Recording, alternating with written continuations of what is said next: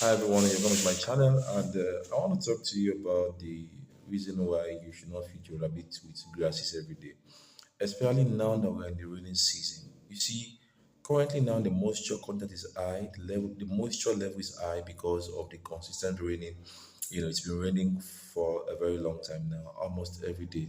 Especially, I guess, because there was a delay in the rain in August, and so since we entered September and now even into October, it is raining, and some part of the country is even flooding right now. So the moisture content is high, and the floral growth is very high too. So plants are growing pretty fast. I mean, a lot of places that they have even sprayed their plants, it is now growing a new one because the rain is coming down regularly. So basically, that means that biotic activity is high, microorganisms are high because of the fact that floral growth is high. You understand? So there are times when bacteria and some other organisms could be inside the leaf of your plant and you don't know. And some of these bacteria and micro organisms can be either infestive or they could be vector carrying the infection themselves. So it can transfer it easily to your rabbit. So what now somebody might be asking, does that mean that we should not give our rabbit green leaves at all? No. What I'm trying to say or what I'm trying to suggest is to reduce the level to which you give your rabbit green plants. That's why in our farm we feed our rabbit on our rabbit feed daily. They have their feed, that is the processed rabbit feed, which is rich and nutritious and are containing all that they need. And we also sell it anyway. You can get it from us actually for a rabbit, and it's going to help your rabbit to grow very well. So now we feed them those processed feed daily, and then in between the weeks, once in a while, maybe twice a week or three times a week, as the case may be, we give them grasses. Now, these grasses in this rainy season, especially, it is good that you harvest them and store them. If it is dirty, maybe due to the environment where you harvested them from, you can you can clean them with water and salt. Yes, you can mix a little salt content into the water because the salt content has the capacity to kill those microorganisms and bacteria that could be hiding inside the leaf that could be infectious to the rabbit. So you definitely want to wash them through salt water, and afterwards you don't feed it directly to your rabbit. You want to store them for day one or day two, just to reduce the moisture content level. You want to reduce the moisture content level. So when you do that, it will become more beneficial to your rabbit because sometimes apart from the bacteria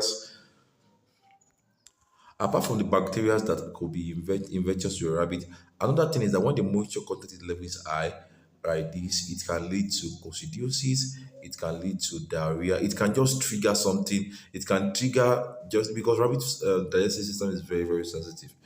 Excessive grain sometimes can trigger a lot of issues, especially diarrhea and coccidiosis, among others, even bloat.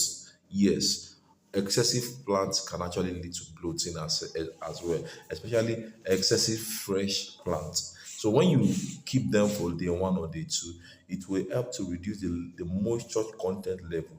You understand? Thereby making it more effective and more beneficial to your rabbit on the long run. You understand? But right now that rain is falling, I personally would discourage the continuous use of green plant on a daily basis. You can let your rabbit have it once in a while, not on a daily basis. So this will save your rabbit because these animals are very fragile and their system is very, very sensitive. So you don't want them to be vulnerable in any way. So in order not to allow mortality or sickness and all those things, you want to ensure, especially, in fact, I will personally discourage the use of green grasses for winners for now. There's been too many reports over the week of people having experiences of losing their winners just because of one form of negligence or the other, and it is when you trace it down, you start seeing issues of coccidiosis, issues of diarrhea, issues of bloat. Most of the time, these animals are basically on green plant only.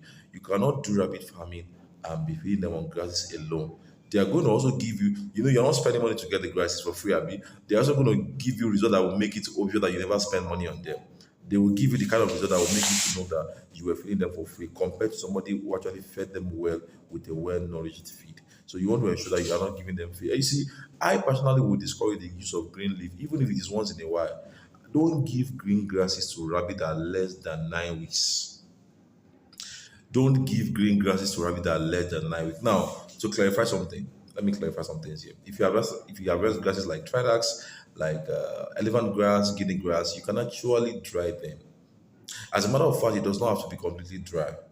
Yes, it doesn't have to be 100% dry, but the moisture content must have reduced to some extent. And basically, when you are drying, please, I advise you to air dry, not sun dry. When you are trying to make hay, the normal hay that we do, is basically drying grasses and storing them to feed to the animal. If you don't want the grass to lose its entire nutrient to your process of making hay, ensure that the grasses were air dried, not sun dried. Don't put them under the sun. Immediately you put them under the sun, a larger percentage of their nutrient is gone. But when you spread them under a shade and you let the breeze just dry them naturally that way, that one will retain the nutrient more compared to the one that is placed under the sun. So that is very, very important. Either when you are making your hay or you just want your grasses to die for a few days before you feed them to your rabbit. That is more nutrition and it will not trigger any issue with the rabbit. So, and also last, let me say this. You see, the major disadvantage of rearing rabbit, especially the kind of rabbit that we raise, which are hybrid rabbits, a major disadvantage of giving them grasses on a daily basis is that they will not grow the way they ought to. If your rabbit is excessively adding weight, maybe for those people who still ignorantly give rabbit poultry feed, because I've made countless videos on this channel discouraging the use of poultry feed, and I will still be surprised that somebody will still contact me and tell me that they are using poultry feed and this issue happen, that issue happen. I've made almost 2 or 3 videos on this channel discouraging the use of poultry feed for rabbits, right? Now, people that does that, one of the challenges that they experience apart from mortality is that the rabbit will be very big excessively, and sometimes when we need to even beat down the weights, you understand, especially for the female swans to be able to make her to cross. One of the things we do is to feed them on a grass daily. Why? They lose weights. The rabbit will shed some weight when you are feeding on grasses.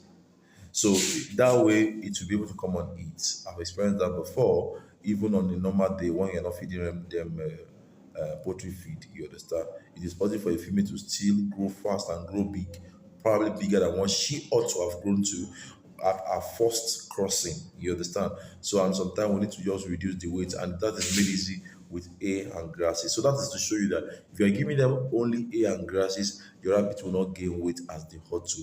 Rather, they will be losing weight or they will be on average. So, and you are longing for productivity, not that they should start losing weight. You understand? So these are things that I have for you guys today. I believe that somebody would have learned 1 or 2 things in today's video. So if you have any question, drop your question in the comment section. I've been very busy, honestly. Farming work is quite demanding, and sometimes people see us make videos on YouTube and think we are idle, but we actually not idle. I work every day in the farm, so I can't make videos every day. You understand? But as much as possible, when I see something that is a major concern, I'm going to make a video about it. By the grace of God, the next video I'm going to be making, I'll be teaching you how to make organic medication for rabbit. Yeah, there's a particular one that is very effective. I'm going to be teaching it in my next video by God's grace. I know some of you are already waiting for it. Some of you, we had the conversation in that direction. So I'm going to be teaching it in my next video. I want to say a very big shout out to Mr. Jayoba, right? I think I'm correct. Oh, I think it's Jayola. Yes, Mr. Jayola. Thank you. Thank you for your trust. Thank you for your trust in us, even without seeing us face to face. And also, I want to say a very big shout out to Pastor Jonas in Japan. Thank you for reaching out. Thank you for always reaching out. And to every other person, Mr. Janujen, my guy, I'm greeting you especially on this video. And every other person, Mrs. Afolayo, Mrs. Tino Afolayo, thank you for always reaching out. Thank you to every one of you guys on this channel. You guys are awesome. So, guys, I have to go now. Duty calls. I'll see you in the next video. Have a lovely day, everyone. Thanks for watching. Bye for now.